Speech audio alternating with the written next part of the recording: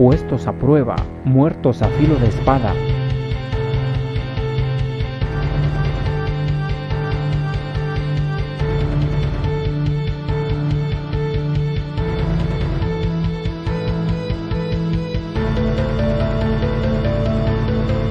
Otros experimentaron vituperios y azotes.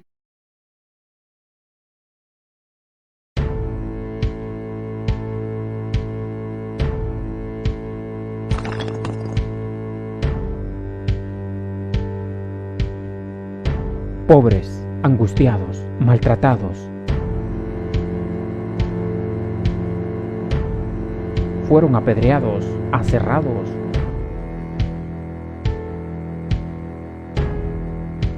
Puestos a prueba, muertos a filo de espada.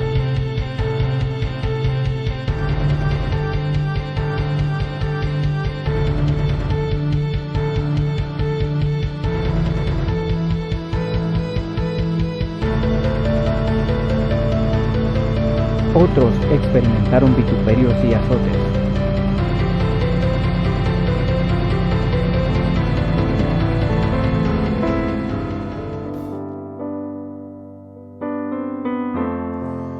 Eres lo que más anhelo, mi aliento eres tú, en tus brazos está mi lugar, y estoy aquí, y estoy aquí. Padre, amo tu presencia, tu sonrisa es vida en mí. Seguro en tu mano estoy, confío en ti, confío en ti. Quiero ir más profundo, llévame más cerca, donde te encuentro, en el lugar secreto. A tus pies me rindo, pues toda tu gloria quiero ver.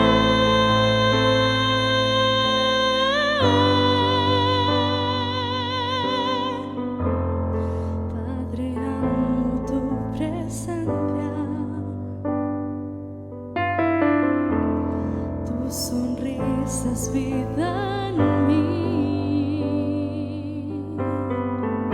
Seguro en tu mano estoy, confío en ti, confío en ti. Quiero ir más profundo, llévame más cerca, donde te encuentro, en el lugar secreto. A tus pies me rindo, pues toda tu gloria quiero ver.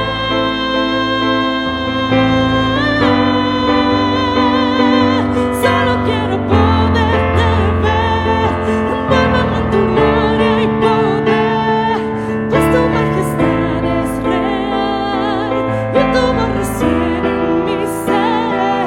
Solo quiero poderte ver, envuélveme en tu gloria y poder, pues tu majestad es real y tu voz resuena en mi ser. Llévame más cerca, donde te encuentro, en el lugar secreto. A tus pies me rindo, pues toda tu gloria yo quiero ver.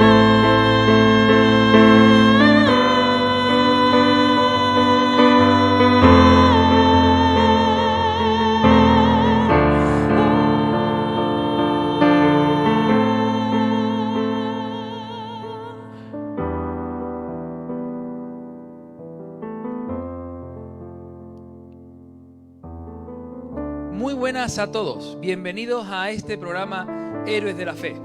Hoy tenemos con nosotros al pastor Diego López. Muy buenas tardes, pastor, que el Señor le bendiga mucho.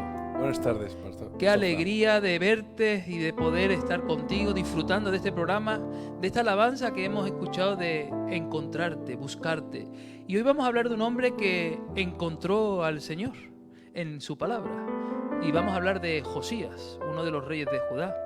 Y para no perder tiempo nos gustaría saber, pastor, ¿qué nos puedes decir acerca de este hombre, o mejor dicho, de este joven?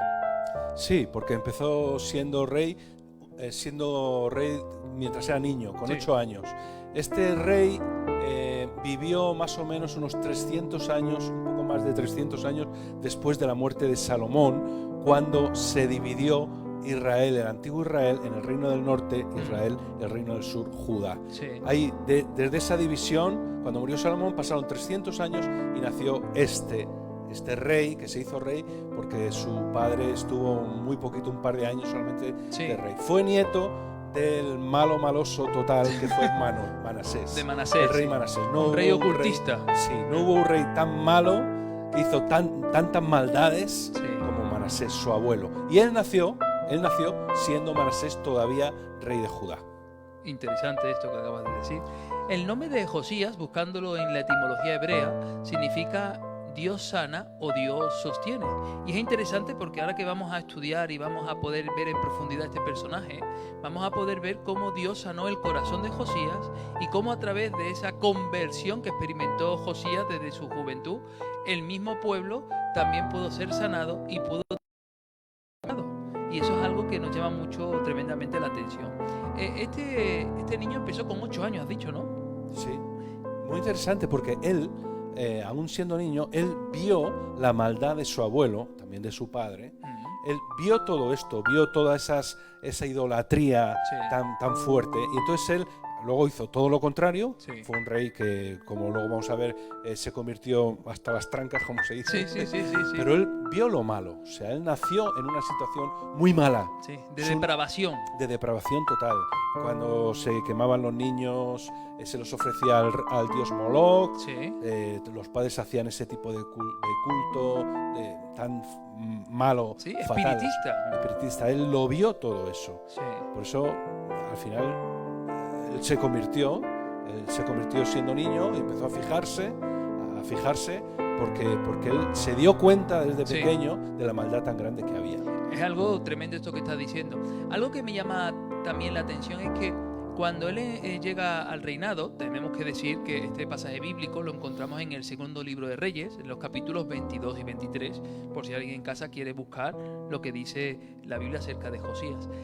Dice que ya con 12 años, eso lo dice Crónicas, el libro de Crónicas, nos dice que con 12 años ya empezó él a hacer pequeñas reformas que llegaron a su culmen, llegaron al propósito completo, cuando a la edad de 18 años parece que fue y mandó a trabajadores a reformar la casa de Dios, porque parece que la casa de Dios estaba en ruina. Es decir, que la ruina no solamente era espiritual, sino también era una ruina física, porque la casa de Dios estaba con grietas, estaba muy devaluada, estaba bastante en ruinas, y él mandó trabajadores, carpinteros, albañiles que pudieran reformar. Y en medio de esa búsqueda, en medio de esa reforma, lo que me llama la atención es que encuentran el libro de la ley, el libro de Moisés, la Torá. Y cuando leen la Torá y él empieza a escuchar lo que Safán, quien había encargado que le leyera la Torá, y le empieza a explicar todo lo que significa la ley del Señor, en ese momento hay un cambio de paradigma en el corazón de este niño, porque tenía 18 años. Claro, él de joven empezó a fijarse, dice en el texto paralelo de Crónicas, con este de Segundo de Reyes que tú has dicho, empezó a fijarse en la adoración a Dios. Pero no fue hasta años después, cuando él leyó o escuchó el libro, que se había encontrado el libro de Dios, y entonces fue cuando se rasgó los vestidos y dijo, madre mía, si estamos haciendo todo lo contrario a lo que nuestro Dios está diciendo que tenemos que hacer. Entonces ahí ya tuvo una conversión muy profunda, pero fue años después. Él empezó a fijarse en Dios antes ya, de niño, de joven, pero hasta que no empezó la reforma. O sea, él tuvo voluntad de hacer esta reforma en el templo de Dios, que como has dicho, está invadido de figuras de otros dioses, de Baal, de Aseras. El propio templo de Dios, imagínate, estaba ahí metido tenía ahí imágenes. Bueno, una perversión impresionante religiosa de lo que era el culto a Jehová. Y él se fijó, hizo la reforma, y estando en la reforma se encontró el libro. Fíjate lo que dice en el segundo libro de Reyes, capítulo 22, versículo 13, lo vamos a ver en pantalla. Segundo libro de Reyes, capítulo 22, versículo 13, dice: id y preguntad al Señor por mí. Eso habla a Josías. Y por el pueblo, un rey que se preocupa por su estado espiritual y por el del pueblo. Y por toda Judá, acerca de las palabras de este libro que se ha hallado, porque grande es la ira del Señor que se ha encendido contra nosotros, por cuanto nuestros padres no escucharon las palabras de este libro para ser conforme a todo lo que nos fue escrito. Es decir, que la intención de este joven desde el principio es saber y conocer qué es lo que pensaba Dios respecto a lo que estaba viviendo Judá. Y eso nos habla de una preocupación profunda, de una intención de este rey, no solamente por él mismo, sino por todo el pueblo, por toda Judá, porque sabía que lo que había visto en su abuelo Manasés y luego en su padre Amón, aunque fue un periodo de tiempo muy corto, sabía que no estaba siendo agradable a los ojos de Dios. Y él quería, pues como dice su propio nombre, ser el que el Dios le sostiene. Que Dios pueda sostener, que Dios pueda sanar, que Dios pueda restaurar a este pueblo que vive de espaldas a Dios. Esto es algo que nos llama tremendamente la atención. Y alcanzó misericordia, aunque fueran 31 años de reinado.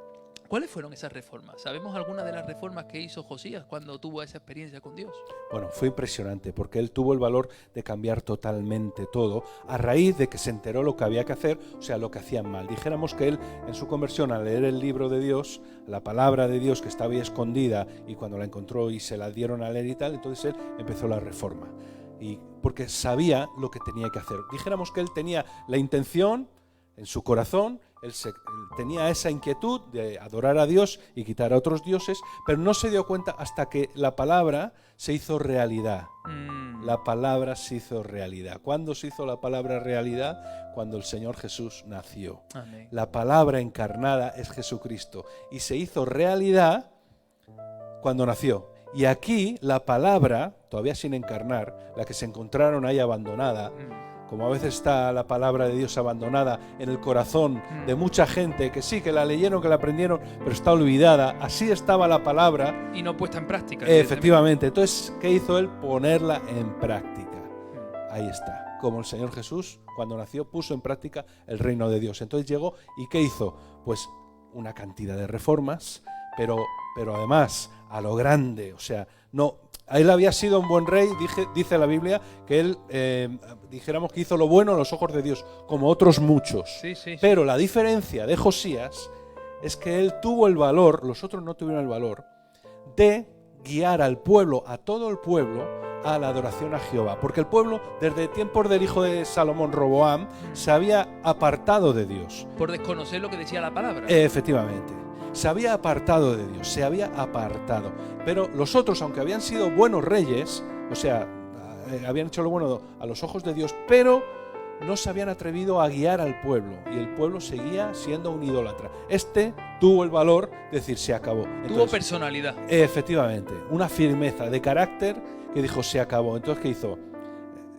Quemó todos los altares de Baal, de Asera, la adoración al rey Moloch, que consistía en matar a los niños primogénitos, echarlos al fuego. Efectivamente, todo eso quitó. Él pasó a espada a los sacerdotes de esos cultos, a Baal y tal.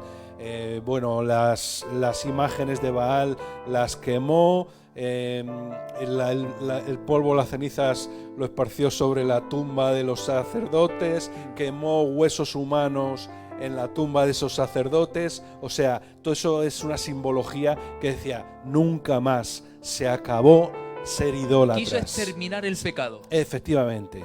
Y cuando dijo se convirtió, no a medias, porque mucha gente se convierte a medias. Se convierte a medias, Primero una cosa, tal. O sea, el pensamiento, el comportamiento, y al final se convierte el bolsillo. Sí, lo último, sí. dicen por ahí, que se convierte en el bolsillo. Bueno, este hizo la conversión total. Y además suya y del pueblo. Sí. Y él se encargó de que el pueblo cambiase la adoración. Fíjate que en segundo libro de Reyes, en el capítulo 23, versículo 5, se menciona que una de las cosas que hacían estos sacerdotes que adoraban a dioses extraños, dice, veneraban a los signos del zodíaco. Segundo libro de Reyes, capítulo 23, versículo 5. Y me llama mucho la atención porque hoy muchas personas que van en metro, que van a sus trabajos o en el propio móvil, una de las aplicaciones que tienen descargada es a ver qué dice mi signo del zodiaco acerca del amor, acerca de cómo me viene el trabajo o cómo voy a prosperar económicamente. Es decir, teniendo una confianza en esos signos astrales cuando realmente sabemos que son abominables al Señor. Y qué triste es que mucho pueblo de Dios en la actualidad pueda estar pasando lo mismo que le estaba pasando a Judá en el tiempo de Josías, que por desconocimiento de las Escrituras, y no tanto porque la Escritura no esté al alcance de la mano, sino porque, como tú bien has dicho, pueden ser que algún día la hayan leído, pero la han descuidado. Han dejado de tener comunión con la palabra encarnada, que es Jesús, y eso ha hecho que descuiden su santidad. Y mucho de ese culto idolátrico, a lo mejor hoy nosotros no lanzamos niños al fuego a Moloco, aunque no lo sabemos cuando vemos tantas prácticas abortistas, no solamente entre el mundo, sino también muchas veces y tristemente entre creyentes que por no obedecer al Señor luego deciden arrebatar la vida a un ser no nacido. Eso sería una práctica de destrucción a un infante, a un niño, y eso está sacrificado al dios Moloco. Es interesante que este pueblo adoraba y veneraba los signos del zodíaco. ¿Y cuántas veces nosotros podemos encontrarnos con creyentes que desde la ignorancia hacen lo mismo? De otra manera, pero están haciendo exactamente lo mismo. Necesitamos Josías en nuestros tiempos. ¿Tú qué piensas? Totalmente. Totalmente. Porque el pueblo, la gente se desvía, no le da toda la adoración a Dios porque se distrae, se va la mente, se quiere probar cosas nuevas, tal. ¿Qué pasa? Al final se convierten en idólatras. Sí. Algunos adoran a Dios los domingos, pero durante la semana adoran a otros dioses. Sí. Cada día tiene su propio dios. Sí. El sábado por la noche un dios. Claro. Así, durante la semana otro dios. Sí. Y así todos los dioses. Sí. Pero solamente hace falta una adoración, y solamente Dios es un Dios celoso y solamente hay que adorarle a Él. Y fíjate que leyendo la historia de Josías, me encuentro en el segundo libro de Reyes, en el capítulo 23, versículo 25, que dice la Biblia que no hubo otro rey como él, ni lo habrá. Es decir, que quiere decir que hubo una conversión genuina. Cuando una persona se convierte de manera real, eso se ve. Eso se siente porque hay un cambio completo en su vida y eso es algo que llama la atención. Y esto no tiene nada que ver con asistir a una iglesia evangélica. Esto no tiene nada que ver con saberte unos cuantos textos bíblicos de la Biblia en la mente, sino eso tiene que ver con una conversión, con una metanoia, con una transformación completa. Esto es algo precioso. ¿Qué podríamos decir acerca del contexto de Josías? El contexto en el que se encuentra Josías. El contexto se define en una palabra: idolatría. Lo que tenía a su alrededor era idólatra. O sea, fue un tipo fuerte, con carácter y tal, pero cuidado, que estaba solo, porque es que se había pervertido toda la adoración a Dios en el templo, en la gente, en las calles de Jerusalén, en los pueblos de alrededor, en todo Judá. Judá adoraba a otros dioses, el pueblo de Dios adoraba a otros dioses, entonces el contexto era totalmente idólatra, con lo cual él fue un rebelde, se rebeló contra todo lo que había. Bueno, un rebelde del Señor, bendito sea su nombre, sí, claro. Porque que no fue un rebelde a la palabra del Señor, para eso estaba el resto del pueblo, ¿no? Fíjate que lo que dice el segundo libro de Reyes, capítulo 21, versículo 20 es: e hizo lo malo ante los ojos del Señor. ¿Quién? En este caso su padre Amón, como había hecho también Manasés, en este caso el abuelo de Josías. Y así vemos cómo cada uno de estos reyes hacían lo malo ante los ojos del Señor. Y la idolatría que muchas veces decimos, ¿y qué es un ídolo? ¿Tener un muñeco? Pues no pensemos que todo es tener un muñeco, porque un ídolo ocupa el lugar que le corresponde a Dios. Un ídolo ocupa el tiempo que le corresponde a Dios. Y cuando nosotros somos capaces de estar más tiempo con el móvil que leyendo la palabra del Señor, el móvil puede convertirse en un ídolo. Cuando nosotros estamos más tiempo delante de la pantalla de una televisión y estamos quitándole tiempo al Señor, la televisión se está convirtiendo en un ídolo. Cuando el dinero ocupa el lugar que le corresponde al Señor y dejamos de congregarnos, dejamos de buscar al Señor, eso está convirtiéndose en un ídolo. Muchas veces pensamos que ídolo es un muñeco en una pared, pero muchas veces el ídolo que tenemos hoy los cristianos son altares que hemos levantado en nuestro corazón y que atentan contra la comunión con el Señor. Un ídolo es todo lo que va delante de Dios. En definitiva, ¿qué requisitos crees que cumplía Josías para ser elegido por Dios? Bueno, el requisito principal que era rey de Judá, rey del pueblo de Dios, porque era descendiente del rey, de su padre, de su abuelo y así, porque era descendiente de la casa de David. Entonces esto era, y él dirigía al pueblo, y así lo quisieron desde años antes que hubiera un rey en Israel. Antes no lo había, estaban los jueces, pero Israel decidió que hubiera reyes. Bien, pues era rey, y entonces era el requisito principal. Fíjate que este rey tenía una característica que me gusta mucho llamar la atención, y es estaba dispuesto a escuchar la voz de Dios. Porque cuando busca el libro, lo lee en voz alta, lo escucha, y hay cosas que no entiende y se la explica, porque él está dispuesto. Eso se llama, en otros sectores se llama escucha activa. En ocasiones nosotros podemos estar viniendo a un lugar y estar escuchando la palabra de Dios, pero no la entendemos, no la comprendemos, y mucho menos, y más triste, no sabemos aplicarla a nuestra vida. Eso significa que no estamos teniendo una escucha activa. A lo mejor hoy somos enanos espirituales, entiéndase enano como una persona con una cabeza muy grande, llena de conocimientos, pero luego no somos capaces de cumplir con esos conocimientos y aplicarlos a nuestra vida práctica. Y eso nos hace convertirnos en pequeños monstruos de mucho conocimiento, pero de poca sabiduría, porque no sabemos aplicar ese conocimiento a nuestra vida cristiana. Y Josías fue capaz de adquirir el conocimiento, comprender el conocimiento y, lo más importante, vivir ese conocimiento. Y eso es algo que debemos de resaltar. ¿Tú crees que podría tener defectos o limitaciones Josías? Sí, evidentemente, las tenía. Y como todas las tenemos, como todos los héroes de la fe la tenían.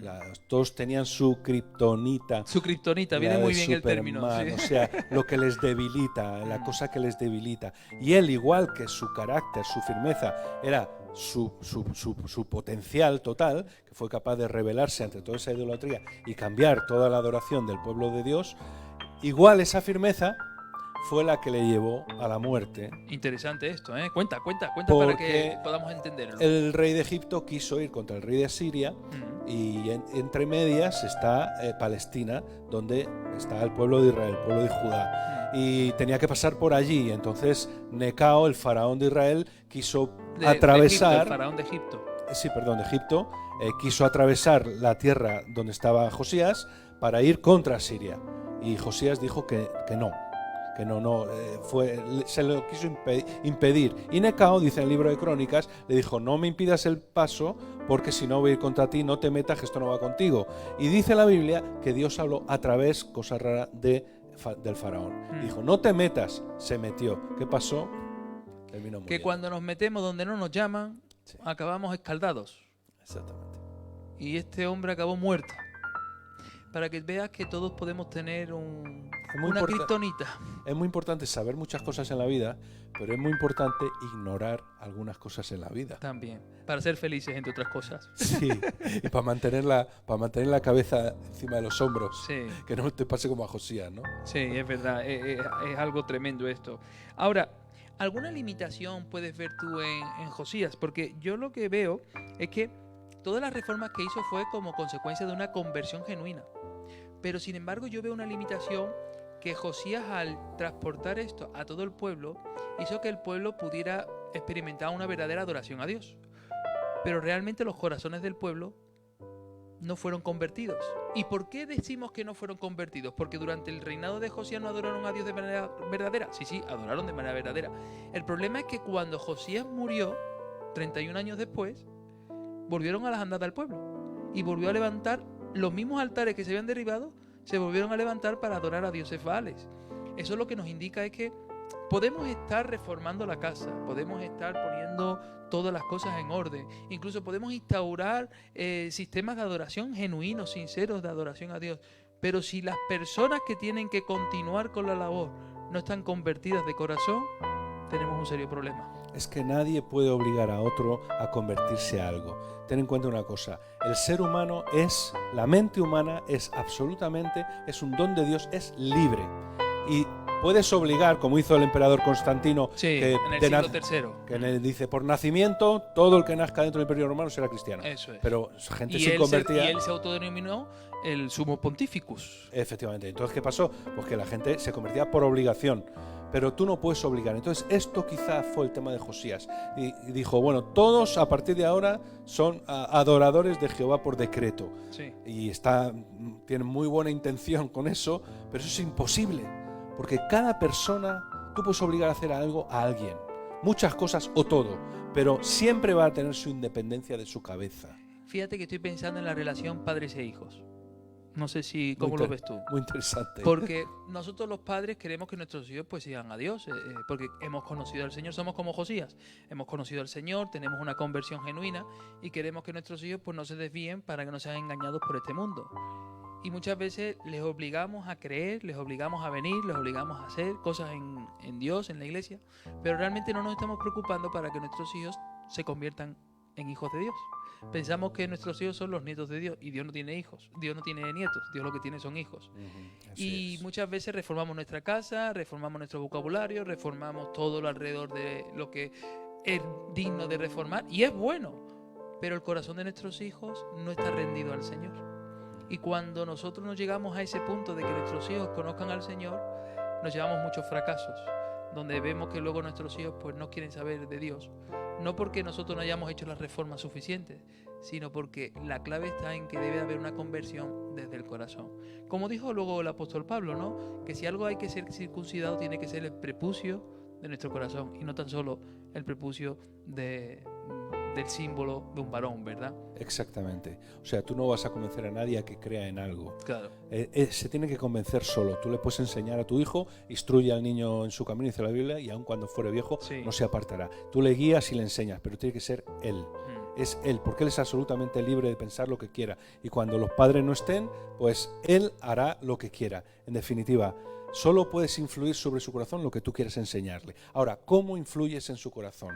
Ya que no puedes obligarle, como no lo consiguió Josías ni Constantino, ya que no puedes obligar a tu hijo a que se convierta, ¿cómo puedes influir en él al máximo posible para que él llegue al conocimiento de Dios, conocer a Jesucristo?